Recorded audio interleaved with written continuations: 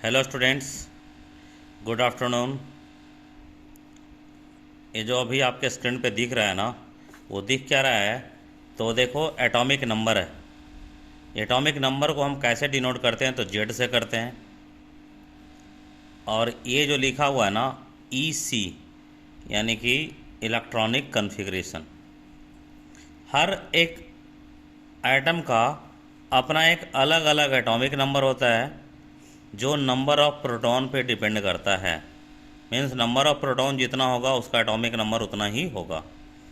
मैंने कुछ एग्जांपल्स इसमें देखो लिखे हैं। जेड इजकल टू 1, वो किसके लिए है? हाइड्रोजन के लिए है। उसका कन्फिग्रेशन क्या है? तो 1s1। 2 पे क्या है? Helium, 1s2। 3 पे क्या है? Lithium, 1s2, 2s1। इस तरीके से सब एटम का मैंने क्या किया, कोशिश किया लिखने का कि इलेक्ट्रॉनिक कन्फिग्रेशन लिख दिया जाए 1s1 एक कंडीशन वाले से।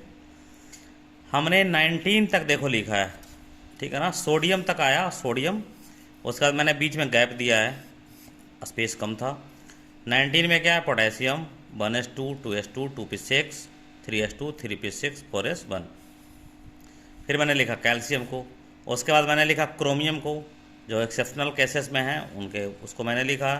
कॉपर को भी मैंने लिखा, एक्सेप्शन वाले केस को। अब आगे क्या है ना, आता है क्वेश्चंस क्या कि वैलेंस इलेक्ट्रॉन क्या होता है। यहाँ पे तो डाटा आपके पास लिखा हुआ है, बट जो इलेक्ट्रॉन, वैलेंस इलेक्ट्रॉन का मीन्स क्या है? The electron present in outer most orbit is called valence electron. Means outer most orbit में जो इलेक्ट्रॉन होगा उसे क्या बोलते हैं? वैलेंस इलेक्ट्रॉन बोलते हैं। अब देखिए वैलेंस इलेक्ट्रॉन कैसे निकाला जाएगा। जैसे सपोज मैंने लिखा ये हाइड्रोजन 1s1, 1s1 मैंने लिखा। तो अब इसके लिए क्या करेंगे, एक कन्फिग्रेशन देखो मैं खींचता हूँ। सपोज मैंने लिखा हाइड्रोजन का एटम ए न्यूक्लियस हो गया, ठीक है ना। ये ऑर्बिट हो गया, इसमें कितने इलेक्ट्रॉन है? 1। हमने हीलियम के लिए लिखा, ड्राइंग किया, ज्योमेट्रिकल डायग्राम मैंने बनाया। इसके आउटर मोस्ट में कितने इलेक्ट्रॉन है? 2। लिथियम के लिए मैंने बनाया। लिथियम का कन्फिग्रेशन देखिए ध्यान से। लिथियम के केस को देखिए, लिखा हुआ है क्या? 1s2 और 2s1। तो पहले ऑर्बिट में 2 इलेक्ट्रॉन और दूसरे ऑर्बिट में 1 इलेक्ट्रॉन। यानी कि जो लिथियम का केस है, न्यूक्लियस से जो सबसे दूर पे जो ऑर्बिट है उसमें जो इलेक्ट्रॉन होगा उसी को क्या बोलते हैं? वैलेंस इलेक्ट्रॉन बोलते हैं। आज फॉर एग्जांपल, जैसे अलग अलग एटम का, हाइड्रोजन का कितना है वैलेंस इलेक्ट्रॉन? 1, हीलियम का 2, लिथियम का 1, बेरिलियम का 2, बोरन का 3, कार्बन का 4, नाइट्रोजन का 5। इस तरीके से लिखा गया, ठीक है ना।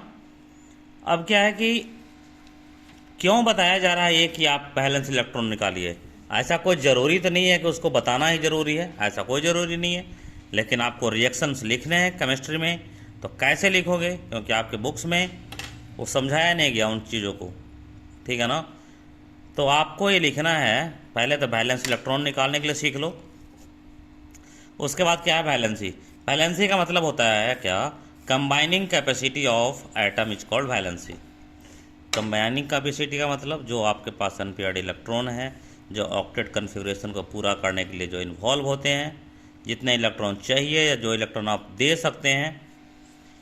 इनर्ट गैस इलेक्ट्रॉनिक कन्फिग्रेशन को कंप्लीट करने के लिए आपको यदि इलेक्ट्रॉन लेना पड़े या देना पड़े, उन्हीं सब इलेक्ट्रॉन को बोला जाता है क्या? वैलेंसी। ओके, बात यहाँ पे ख़त्म नहीं हो रही है बात। अब देखिए क्या है, अगले पेज में मैंने लिखा क्या? मैग्नीशियम और ऑक्सीजन मैंने लिख दिया।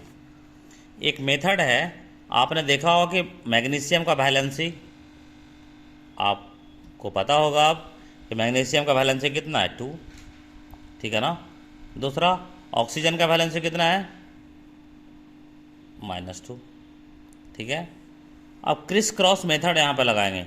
इस वाले डिजिट को यहाँ पे लेके आ जाओ और इस वाले डिजिट को यहाँ पे लेके आ जाओ।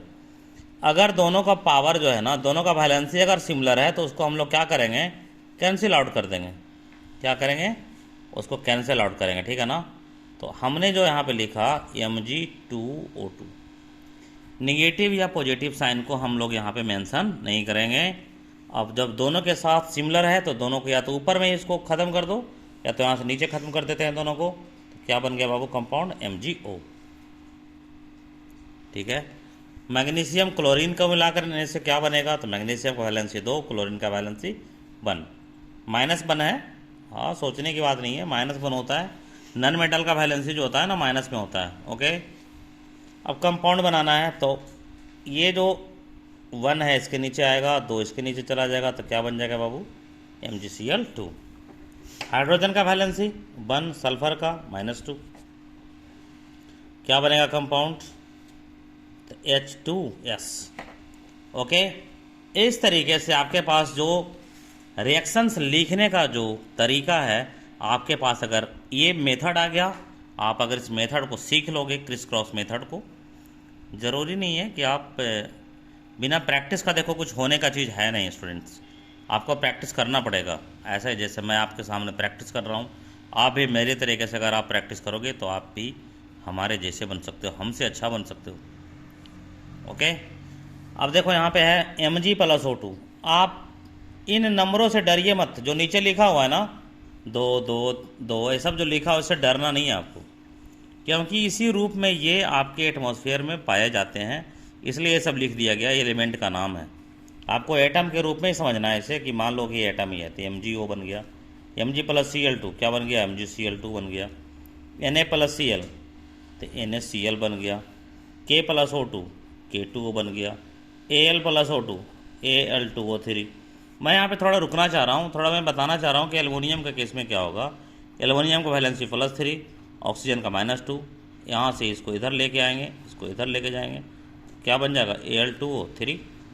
ओके स्टूडेंट्स, जिंक का ZnO। Zn देखो, अब एक रिएक्शन है, मेटल जब एसिड से रिएक्शन करेगा तो बनाता है क्या है? सॉल्ट बनाएगा और हाइड्रोजन गैस देगा। आपके पास कन्फ्यूजन थोड़ा सा होगा कि सर कैसे लिखेंगे, समझ में नहीं आएगा, तो कुछ करना नहीं है, आपको मैं बता रहा हूँ कि मेटल जब एसिड से रिएक्शन करता है तो वो हाइड्रोजन गैस देता है। तो सबसे पहले आप हाइड्रोजन गैस को लिख दीजिए। अब बच क्या गया आपके पास? आपके पास जो बच गया ना वो जिंक, ये बच गया जिंक, Zn बच गया और प्लस SO4 यहाँ पे लिख देंगे। यहाँ पे देखो लिख रहा हूँ Zn SO4। इसी तरीके से एल्युमिनियम HCl से करेगा तो ये भी एसिड है, हाइड्रोजन ये भी रिवॉल्व करेगा, तो क्या बनेगा बाबू? AlCl3 प्लस हाइड्रोजन गैस बनेगा। इस तरीके से आप लिख सकते हैं रिएक्शंस को, जैसे Al2SO4 का होल थ्राइस प्लस हाइड्रोजन। ये लगातार आपको प्रैक्टिस करने का चीज़ है। आप प्रैक्टिस जितना करोगे उतना आपका एक्यूरेसी बढ़ेगा, उतना आप अच्छे मार्क्स ला सकते हो, आप अच्छा कर सकते हो इन विषयों में। ठीक है, बने रहने के लिए आप KD फाउंडेशन को सब्सक्राइब करते रहिए और आगे के क्लासों में आगे के वीडियो डाला जाएगा। Okay, thank you.